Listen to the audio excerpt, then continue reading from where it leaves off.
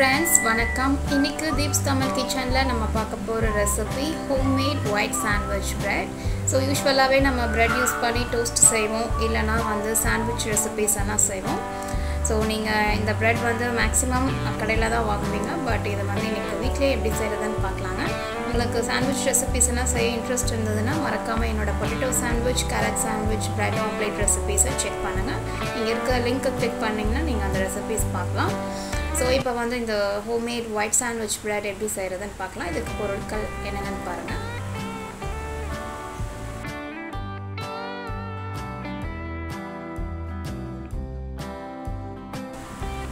First ஒரு mixing பவுலில் 2 cup மைதா எடுத்துக்கோங்க.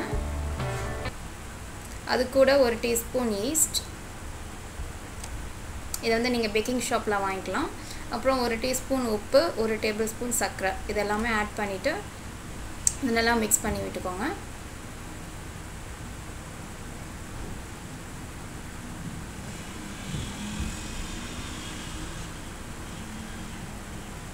ஸோ நல்லா மிக்ஸ் பண்ணதுக்கு அப்புறமா இது கூட 2 டேபிள் ஸ்பூன் வெண்ணெய் ஆட் பண்ணிக்கோங்க. வெண்ணெய் வந்து நீங்கள் ஃப்ரிட்ஜிலேருந்து எடுத்து அப்படியே யூஸ் பண்ண வேணாங்க. ஒரு 5 நிமிஷத்துக்கு முன்னாடியே வெளியில் வச்சிட்டிங்கன்னா அது வந்து ரூம் டெம்பரேச்சருக்கு வந்துடும். இந்த மாதிரி நல்லா சாஃப்ட் ஆகிடும். அதுக்கப்புறம் இது கூட ஆட் பண்ணிக்கோங்க. ஸோ ஆட் பண்ணிவிட்டு அதை வந்து உங்கள் மாவு கூட நல்லா மிக்ஸ் பண்ணிக்கோங்க.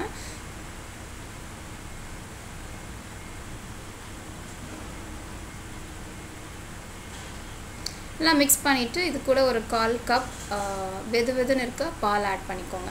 சில்லுன்னு இருக்க பாலோ இல்லை வந்து நார்மல் டெம்பரேச்சர் இருக்கிறது தேவையில்லைங்க. ஜஸ்ட்டு ஸ்லைட்டாக வார்ம் பண்ணிவிட்டு அதை வந்து ஆட் பண்ணிக்கோங்க. அது கூட வந்து ஒரு 1/2 கப் இல்லை வந்து அதுக்கும் கொஞ்சம் கம்மியாக தேவையான அளவுக்கு வந்து வார்ம் வாட்டர் ஆட் பண்ணிக்கோங்க. கண்டிப்பாக வார்ம் வாட்டர் தாங்க யூஸ் பண்ணணும், அப்போ தான் உங்களோட ஈஸ்ட் வந்து ஆக்டிவேட் ஆகும்.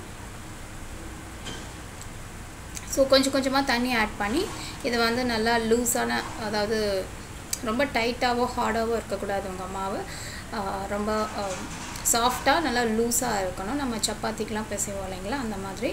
ஸோ உங்கள் டோ வந்து எந்த அளவுக்கு நல்லா லூஸாக இருக்கோ அந்த அளவுக்கு வந்து உங்களுக்கு பிரெட் நல்லா சாஃப்டாக இருக்கும். ஸோ நீங்கள் தண்ணி அதிகம் ஆட் பண்ணால் இந்த மாதிரி ரொம்ப ஒட்டுற மாதிரி தான் இருக்கும். இருந்தால் பரவாயில்லைங்க. நீங்கள் வந்து நெக்ஸ்ட் ஒரு 10 நிமிஷம் இதை வந்து பிசைய போகிறீங்க. ஸோ இப்படி பிசைஞ்சிங்கன்னா உங்களுக்கு வந்து இந்த ஸ்டிக்கினஸ்லாம் போயிட்டு நல்லா சாஃப்ட் ஆயிரும். ஸோ ரொம்ப கையில் ஒட்டுச்சு அப்படின்னா நீங்கள் கொஞ்சமாக ஆயில் ஆட் பண்ணிக்கலாம். ஆயில் ஆட் பண்ணிவிட்டு இதை வந்து ஒரு 10 நிமிஷத்துக்கு பிசைஞ்சுக்கோங்க. எப்படி சப்பாத்தியெல்லாம் வந்து நம்ம பிசைஞ்சால் தான் நல்லா சாஃப்டாக இருக்கும் இல்லையா, அது மாதிரி ப்ரெட்டுக்கும் இந்த மாவு வந்து 10 நிமிஷம் கண்டிப்பாக பிசையணுங்க. பிசையலைன்னா உங்கள் ப்ரெட் வந்து சாஃப்டாக இருக்காது. ஸோ நல்லா பிசைஞ்சிங்கன்னா இதில் வந்து நல்லா க்ளூட்டன் ஃபார்ம் ஆகி நீங்கள் ரெஸ்ட் வைக்கும்போது இது நல்லா ரைஸ் ஆகும். ஸோ உங்கள் மாவு எந்த அளவுக்கு ரைஸ் ஆகுதோ அந்த அளவுக்கு உங்கள் ப்ரெட் வந்து சாஃப்டாக இருக்கும். ஸோ கண்டிப்பாக 10 நிமிஷம் நல்லா பிசைஞ்சுக்கோங்க. உங்களுக்கு ரொம்ப ஒட்டுச்சுன்னா கொஞ்சமாக வர மாவு கூட ஆட் பண்ணிக்கலாம், பட் நிறையா ஆட் பண்ணாதீங்க. ஸோ நீங்கள் கண்டினியூவாக அந்த மாதிரி பிசைஞ்சிட்டே இருந்தீங்கன்னா ஒரு 10 நிமிஷத்துக்கு இந்த மாதிரி மாவு வந்து ரொம்ப சாஃப்டாக ஆகிடும். இப்போ பார்த்தீங்கன்னா கொஞ்சம் கூட கையில் ஒட்டலை, பார்த்தீங்களா, ரொம்ப சாஃப்டாகவும் ஆயிடுச்சு மாவு. ஸோ 10 நிமிஷம் பிசைஞ்சதுக்கு அப்புறமா இப்போ வந்து நாம் இதை ஒரு 2 மணி நேரம் இல்லை 1.5 மணி நேரம் வந்து ரெஸ்ட்டில் வைக்க போகிறோம்.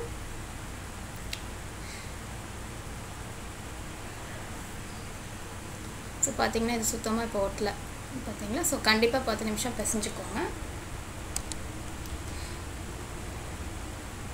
ஸோ நெக்ஸ்ட் வந்து இதை ஒரு நல்லா பெரிய மிக்சிங் பவுலுக்கு ட்ரான்ஸ்ஃபர் பண்ணிக்கோங்க. உங்கள் பவுல் வந்து நல்லா பெருசாக இருக்கணும். ஏன்னா இது வந்து 2 மணி நேரம் நீங்கள் ரெஸ்ட்டில் வச்சிங்கன்னா இது வந்து இதோட 2 மடங்கு இது ரைஸ் ஆகும். ஸோ அது மாதிரி கொஞ்சம் பெரிய பவுலாக பார்த்து வச்சுக்கோங்க. நெக்ஸ்ட் வந்து கொஞ்சமாக ஆயில் மேலே அப்ளை பண்ணிக்கலாம். காஞ்சி போகாது இல்லையா, ட்ரை ஆகாது. ஸோ அதுக்காக மேலே கொஞ்சமாக ஆயில் அப்ளை பண்ணிவிட்டு ஒரு ஈர துணி போட்டு கவர் பண்ணி வச்சுருங்க. ஸோ யூஸ்வலாக நீங்கள் வந்து தயிரெல்லாம் வைப்பீங்க இல்லையா, அந்த இடத்துல கொஞ்சம் வார்மாக இருக்க ப்ளேஸில் வச்சுக்கோங்க. நான் வந்து இப்போது மைக்ரோவேவ் ஓவனுக்குள்ளே வைக்கிறேன். ஸோ ஓவன் ஆன் பண்ணி எல்லாம் உள்ளே வச்சிடாதீங்க, அப்படியெல்லாம் வைக்கக்கூடாது. ஓவன் ஆஃப் பண்ணிவிட்டு ப்ளக்கை எடுத்துகிட்டு உள்ளே வச்சுருங்க. ஏன்னா யூஸ்வலாக நம்ம ஓவனில் குக் பண்ணிகிட்டே இருக்கிறதுனால அது கொஞ்சம் வார்மாக இருக்கும். ஸோ சீக்கிரமாக உங்களுக்கு வந்து ரைஸ் ஆகிடும். ஸோ நான் இப்போ வந்து ஒரு 1.5 மணி நேரம் தாங்க வச்சுருந்தேன். பார்த்திங்கன்னா நல்லா 2 மடங்கு நல்லா ரைஸ் ஆகிடுச்சு. ஸோ உங்களுக்கு வந்து டைம் இம்பார்ட்டண்ட் கிடையாது, அது ரைஸ் ஆகிறது தான் இம்பார்ட்டண்ட். ஈவன் 2 மணி நேரம் இல்லை 3 மணி நேரம் ஆச்சுன்னா கூட விட்டுருங்க. ஆனால் கண்டிப்பாக இந்த மாதிரி நல்லா 2 மடங்கு ரைஸ் ஆகிருக்கணுங்க. ஸோ அதுக்கப்புறம் லைட்டாக அந்த எட்ஜஸில் மட்டும் கத்தி யூஸ் பண்ணி எடுத்து விட்டு இப்படி கையில் டச் பண்ணிங்கனாவே அது வந்து மறுபடியும் சுருங்கி பழைய இதுக்கே வந்துடும். ஸோ இந்த மாதிரி பண்ணிக்கோங்க.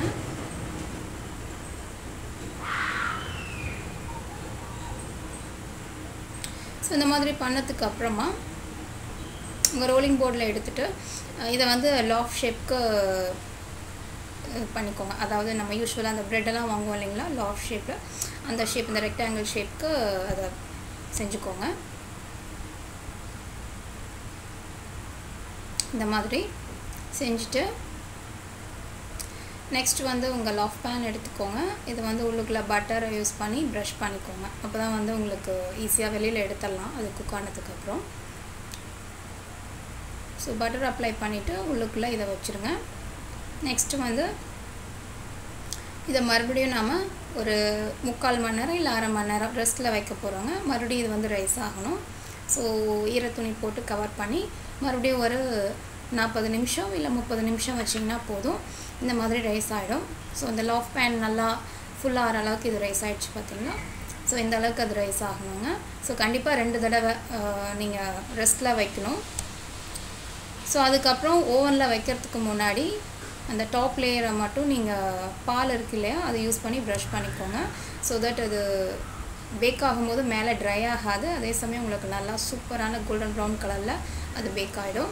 ஸோ இப்போ வந்து நான் ஆல்ரெடி ஓவனை 250 டிகிரி செல்சியஸ் ஹீட் பண்ணி வச்சுருக்கேன், ப்ரீ ஹீட் பண்ணி வச்சுருக்கேன். ஸோ அதுக்குள்ளே வந்து நம்ம இப்போது இந்த ப்ரெட்டை வச்சிடலாம், ஐ மீன் இந்த ப்ரெட் டோ வச்சிடலாம். ஸோ உள்ளே வச்சுட்டு ஒரு 15 இல்லை 20 நிமிஷம் வரைக்கும் பேக் பண்ணிங்கன்னா அந்த மேலே டாப் லேயர் வந்து உங்களுக்கு கோல்டன் ப்ரௌன் ஆகிற வரைக்கும் நீங்கள் பேக் பண்ணணும்.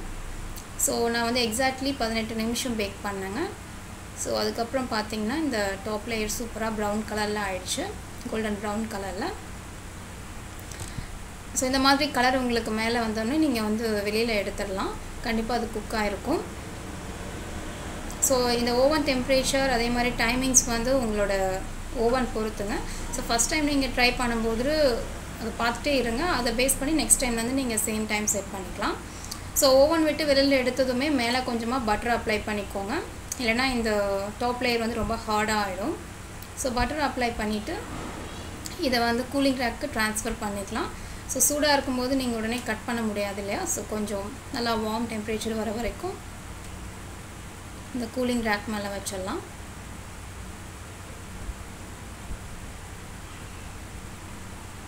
ஸோ இது மேலே வச்சுட்டு ஒரு 1/2 அன் ஹவர் கழித்து உள்ள டெக்ஸ்சர் எப்படி இருக்குன்னு பார்க்கலாங்க. ஸோ ஃப்ரெண்ட்ஸ், ஒரு 1/2 அன் ஹவர் நான் இப்போது கூலிங் ரேக் மேலே வச்சுட்டேன். இதை வந்து ஒரு பிளேட்க்கு ட்ரான்ஸ்ஃபர் பண்ணிவிட்டு இதை வந்து கட் பண்ணலாம். உள்ளே எப்படி இருக்குன்னு பார்க்கலாங்க.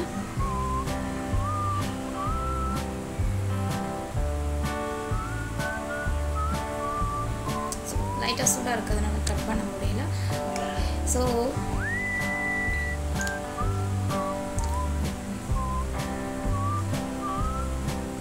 நீங்கள் வந்து ஆக்சுவலாக ஹோல் வீட், அதாவது கோதுமை மாவு யூஸ் பண்ணி இந்த ப்ரெட்டு செய்யலாங்க. பட் அதில் கொஞ்சம் சேஞ்சஸ்லாம் பண்ணணும். அந்த ரெசிபி நான் சீக்கிரமாக போடுறேன். ஸோ இது வந்து மைதா யூஸ் பண்ணி செஞ்ச ப்ரெட் தான். ஸோ உள்ளே பார்த்திங்கன்னா நம்ம கடையிலலாம் வாங்குற மாதிரியே டெக்ஸ்சர் வந்து ரொம்ப சூப்பராக இருக்குது. அதே சமயம் நல்லா சாஃப்டாக ஃப்ளஃபியாகவும் இருக்குது. ஸோ இதுக்கு முக்கியமான காரணம் நீங்கள் வந்து 2 மணி நேரம் 2.5 மணி நேரம் ரெஸ்ட்டில் வச்சதும், அதே சமயம் அது நல்லா ரைஸ் ஆக வச்சதும் தான். ஸோ கண்டிப்பாக நான் சொன்ன மாதிரி டிப்ஸ் எல்லாம் ஃபாலோ பண்ணி இந்த ரெசிபி ட்ரை பண்ணி பாருங்கள். இதே மாதிரி இன்னும் நிறையா பேக்கிங் ரெசிபிஸ் பார்க்க மறக்காமல் தீப்ஸ் தமிழ் கிச்சனுக்கு சப்ஸ்கிரைப் பண்ணுங்கள்.